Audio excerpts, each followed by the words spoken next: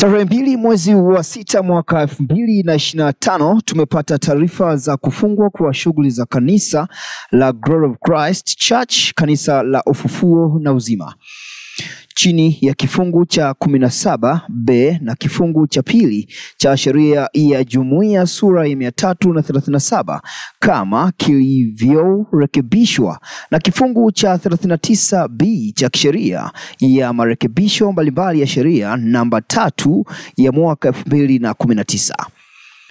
Tafadhali rejea somo tajwa hapo juu.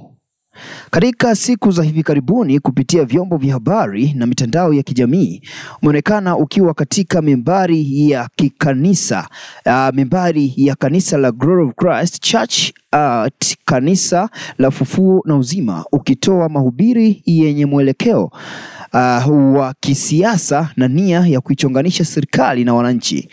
Vitendo hivi ni kinyume cha sheria ya jumuiya sura ya 337 na vinaweza kuhatarisha amani na utulivu nchini.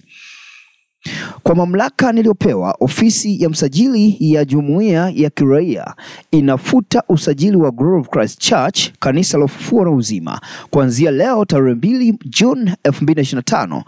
Hivyo unatakiwa kusitisha shughuli za kanisa lako mara moja.